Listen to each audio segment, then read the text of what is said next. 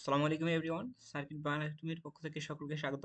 তো আমরা গত ভিডিওতে ফার্স্ট ওয়ার্ল্ড ওয়ার নিয়ে কিছু বলেছিলাম, রাইট? তো এই ভিডিওতে ফার্স্ট ওয়ার্ল্ড ওয়ারের আমরা সেকেন্ড পার্টটা দেখব। তো সেকেন্ড পার্টটা দেখার আগে আমি জাস্ট একটা রিক্যাপ করে দিচ্ছি, ঠিক আছে? তো গত পর্বে আমরা কি শিখছিলাম?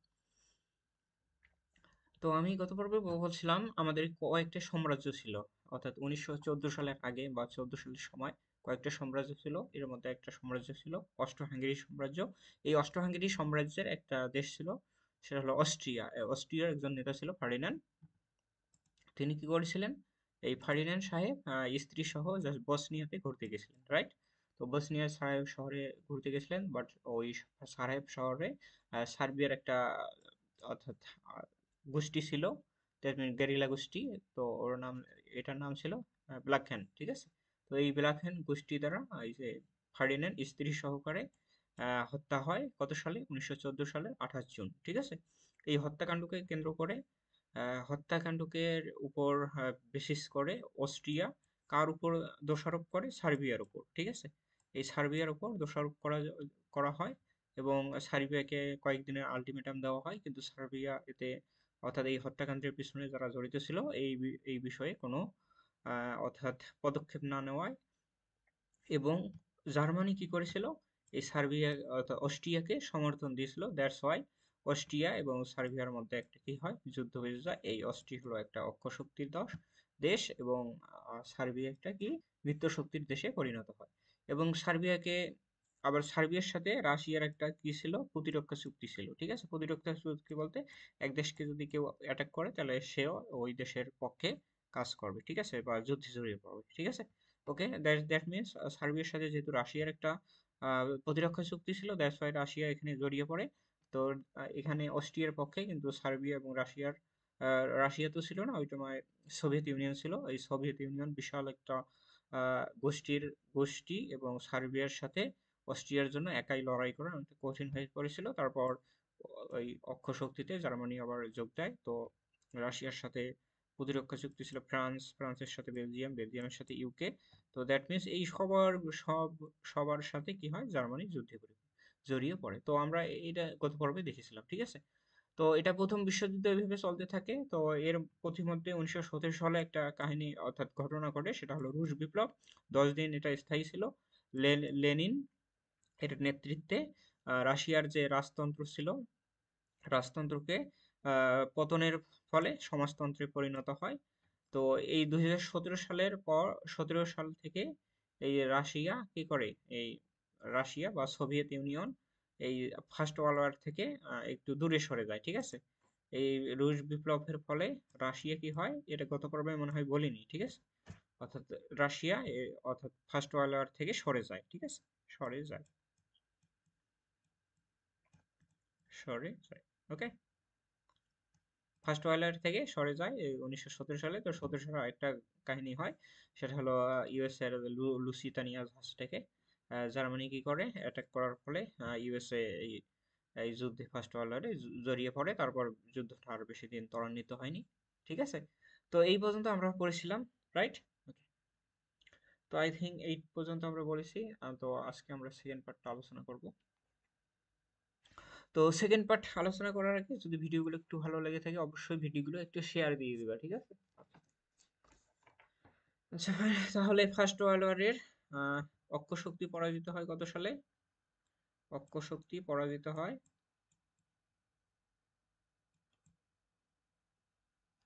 অক্ষ শক্তি পরাজিত হয় 1918 সালে। তারিখটা একটু মনে রাখতে হবে, ঠিক আছে? 11 নভেম্বর, 11 নভেম্বর তারিখে অক্ষ শক্তির পরাজিত হয়, ঠিক আছে?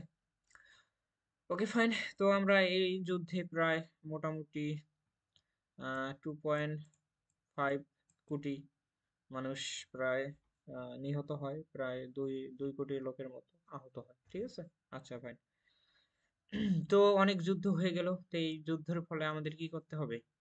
একটা শান্তি চুক্তির জন্য, যাতে আর পরবর্তীতে ওয়ার্ল্ডে আর কোনো এরকম যুদ্ধ না বাজে।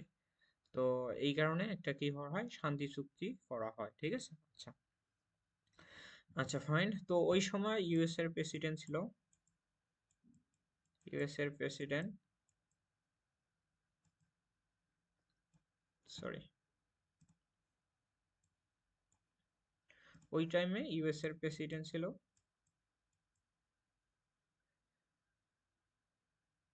তো প্রেসিডেন্টের নাম কি ছিল বলতে পারবা? Woodrow Wilson. Woodrow Wilson, sorry লেখাগুলো একটু, ওই সময় আমাদের আমেরিকার প্রেসিডেন্ট ছিল উড্রো উইলসন।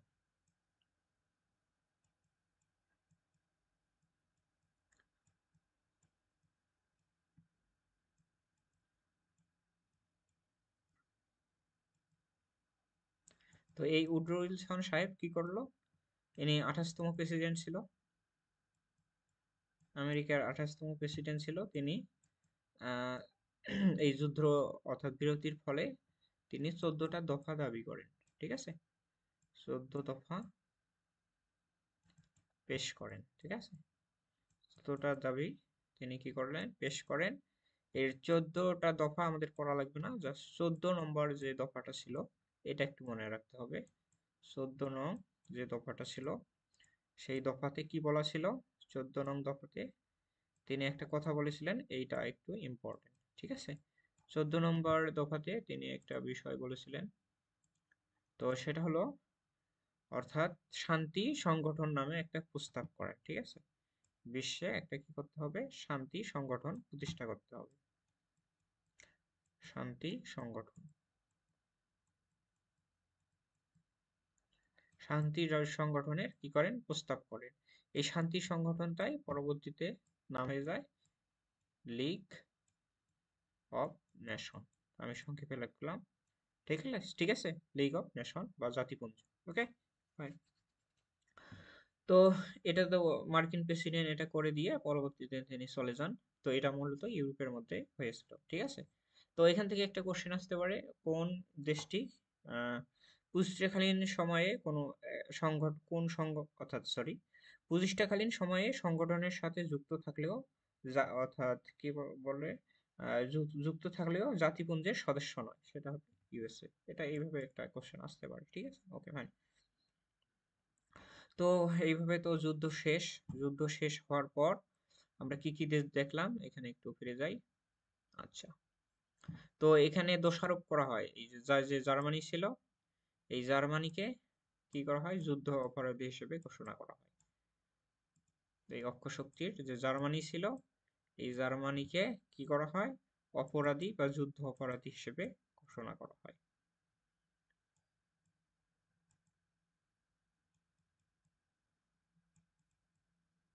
যুদ্ধ অপরাধী হিসেবে কি জার্মানিকে ঘোষণা করা হয়, ঠিক আছে, আচ্ছা ফাইন। তো জার্মানিকে যুদ্ধ অপরাধী হিসেবে ঘোষণা করা হলো, রাইট। এই যুদ্ধ অপরাধী হিসেবে ঘোষণা করার পর জার্মানির কাছ থেকে কিছু ক্ষতিপূরণ নেওয়া হয়, ঠিক আছে, আচ্ছা।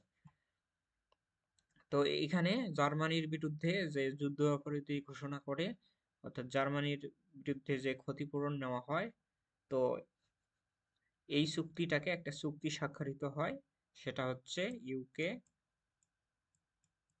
ফ্রান্স ইউকে ফ্রান্স মিলে কি করে, ইউকে ফ্রান্স ভার্সেস জার্মানি,